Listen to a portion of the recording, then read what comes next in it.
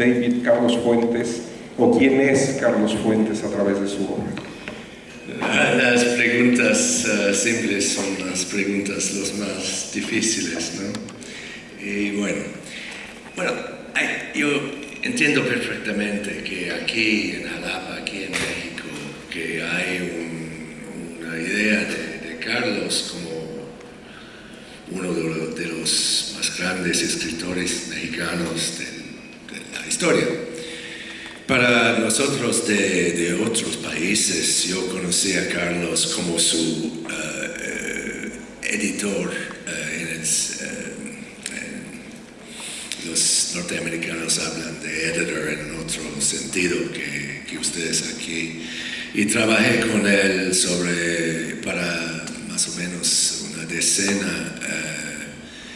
década, en 8 libros, creo.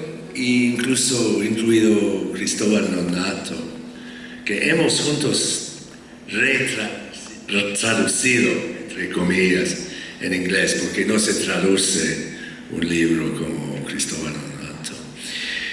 Y conocí también a Carlos en París durante su periodo como embajador de México allí. Y bueno, para nosotros era el escritor cosmopolitano, tal vez lo más cosmopolitano, ni en inglés, ni en francés, ni en español. Y se interesaba a todo. Lo que me acuerdo de mis recuerdos de Carlos son recuerdos de un ser que se interesaba a todo, a la literatura, a la política seguramente, pero también a la música y también, para así decir, a la vida.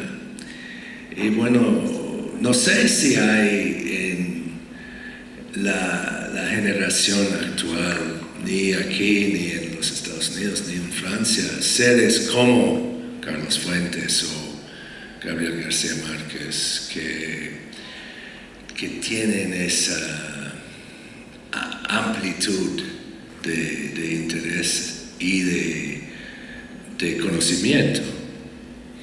Tal vez yo voy a parar aquí. Luisa, ¿cómo conociste a Carlos Fuentes? Porque en el texto que se incluye en el libro hay unas cartas ahí cruzadas con otra amiga, es un poco tu lectura también de la obra.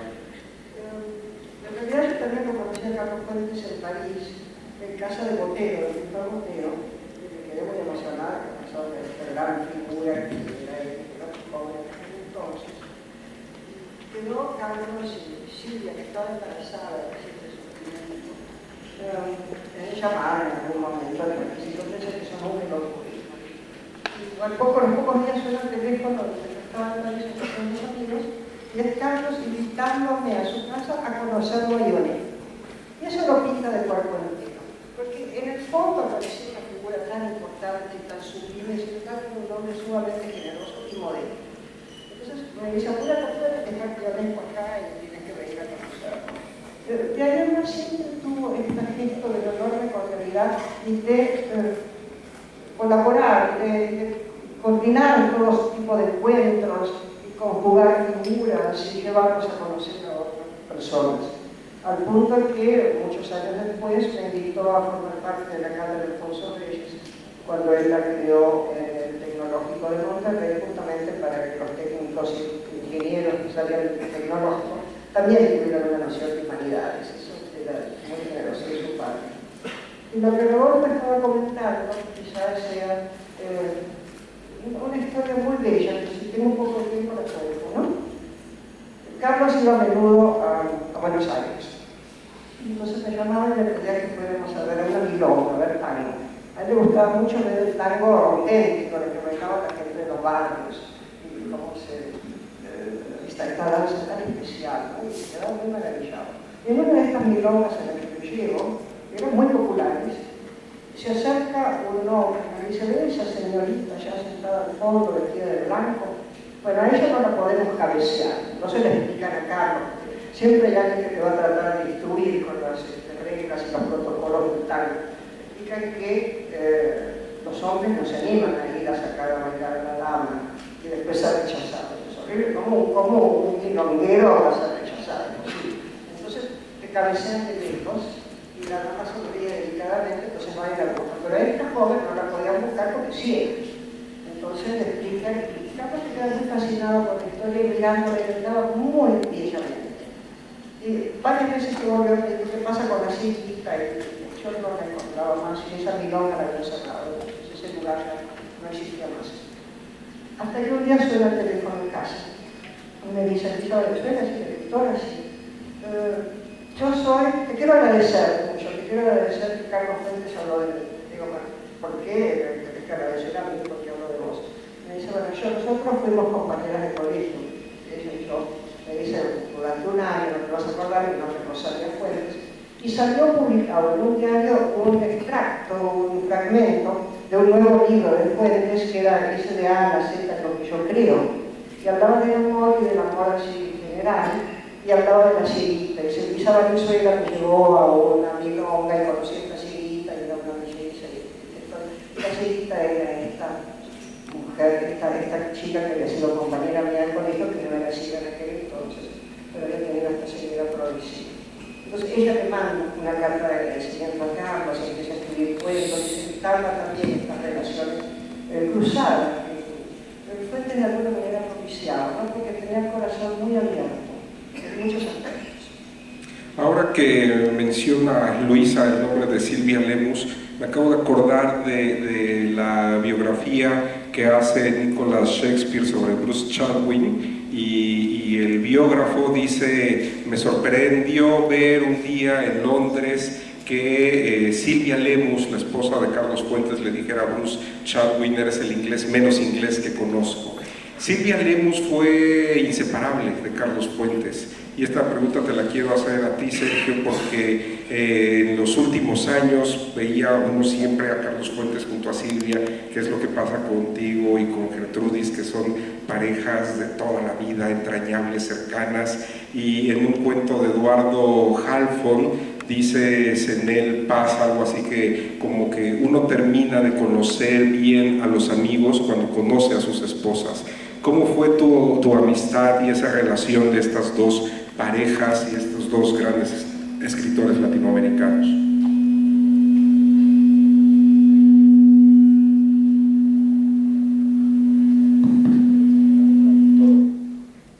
Gracias. Bueno, cuando uno piensa en Carlos Fuentes, necesariamente piensa en Silvia. Si esto fuera un melodrama, podríamos hablar de la pareja perfecta, donde ninguno existía sin el otro. Y yo diría que si fuera un más melodrama, diríamos Silvia, la esposa sufrida, porque era muy difícil ser mujer de Carlos Fuentes. Era un hombre muy demandante en su vida pública, y cuando un hombre es muy demandante en su vida pública, necesariamente la mujer está siempre ahí, no detrás, sino al lado en el escenario. Es decir, Carlos Fuentes es un hombre que vivía en el escenario como una necesidad de su oficio, y también porque él tenía esta vocación de la comunicación. Era un comunicante exacerbado, es decir, Carlos siempre estaba en el escenario hablando de todo, es decir, como tú decías, dominaba todos los temas, era un renacentista en este sentido. Sus opiniones eran muy respetadas en todas partes. Yo no he conocido otro intelectual latinoamericano cuyas opiniones hayan sido más respetadas en Estados Unidos, donde es difícil que un latinoamericano se deje oír, pero las opiniones de Carlos eran respetadas y tenían influencia. Y bueno, Silvia, sin embargo, ella tenía al lado de Carlos su propio espacio, porque ella es una periodista extraordinaria. Como entrevistadora de intelectuales, de escritores, Silvia es de primera línea. Y ahí están las grabaciones de todas sus entrevistas, las grandes figuras, empezando por Ionesco. Ella me ha contado esta anécdota maravillosa de cómo al fin logró entrevistar a Ionesco.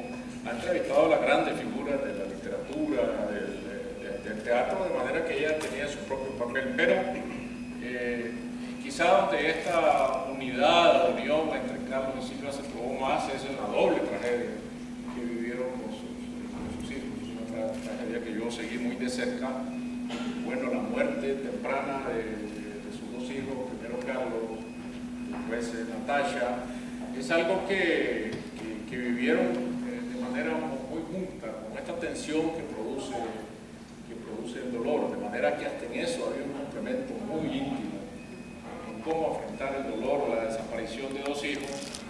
Y la idea de Carlos Fuentes, que lo vemos desde el presente, es algo que viene a resultar terrible, de que él iba a morir ya sin descendencia. Es decir, claro, tenía una hija del matrimonio anterior, pero él veía en Carlos como su sucesión de alguna manera. Carlos era un poeta, era Carlos hijo, ¿no? Fuentes Lemos, pintor, dibujante, un niño muy sensible, pero cercado desde antes por la tragedia, y eso Carlos lo sabía. Entonces, para él esto, para Silvia vivir esto, y luego la muerte trágica de Natasha, yo recuerdo ese funeral en la iglesia de Santo Domingo, en el cuadro antiguo de la Ciudad de México, como una de las cosas más dramáticas de mi vida, cuando ingresaron las cenizas, los féretros con las cenizas de los dos hijos que iban a ser enterrados en el altar mayor de la iglesia, gracias a este cura que era amigo de los ateos, amigo íntimo de Buñuel, que se dice, la leyenda dice que está enterrado ahí mismo en el altar mayor de Buñuel. Si un ateo enterrado en el altar mayor es algo extraordinario, que solo un cura de esa categoría puede hacer o permitir.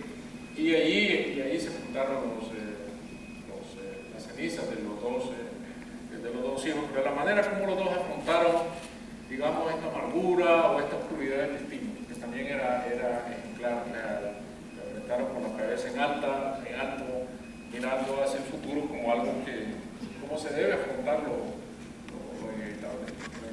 Alonso, ¿qué es lo que deja? Son dos preguntas en una misma. Por un lado, ¿qué es lo que deja la obra narrativa de Carlos Fuentes para la novela latinoamericana? ¿Y qué es lo que deja Carlos Fuentes como crítico de la novela latinoamericana? Bueno, mira, para nosotros, los escritores que éramos los lectores en los años 60, era muy emocionante leer los ensayos y las novelas de Fuentes. Yo recuerdo que Aura y La muerte de Artemio Cruz salen pues casi al mismo tiempo. Eran novelas tan distintas, ¿no? Aura es una historia más íntima, La muerte de Artemio Cruz es una historia social, pero al mismo tiempo había un complemento muy fuerte entre ellas, ¿no? En Aura había un elemento social y en La muerte de Artemio Cruz había un elemento de intimidad, ¿no? Y yo creo que esto es una marca, ¿no? La obra de Fuentes. Recuerdo mucho la emoción con que leíamos la nueva novela hispanoamericana, este ensayo que él publica, o sea, que él era autor de una generación y al mismo tiempo un intérprete de esa generación. Y yo quisiera recalcar un asunto que me parece fundamental en su visión de las cosas, ¿no? De la novela, y es la idea que está en Valiente Mundo Nuevo, este gran ensayo, ¿no? Y es la idea de que la América Latina es el continente de muchas voces, de muchas etnias, de muchas lenguas, y que es por lo tanto un continente adecuado a la novela, porque la novela es el género que por definición incluye muchos personajes, muchos puntos de vista, muchas perspectivas, muchas visiones del mundo. Entonces que era como un terreno natural a este género, ¿no? Explosivo, expansivo, que es un poco su visión de la novela como expresión del barroco, ¿no? O sea, el barroco latinoamericano como una expresión de nuestra dispersión, ¿no? Cultural y lingüística, ¿no? Y yo creo que esa es una gran interpretación de las relaciones entre América y la novela. Y la otra es, bueno, un libro que yo recomiendo absolutamente, que yo debería volver a leer, que es un ensayo sobre el Quijote, ¿no? Es un ensayo sobre el Quijote, la crítica de la lectura, que es una obra maestra, creo yo, de la ensayística. Y cómo el mundo de Cervantes se parecía al mundo de Carlos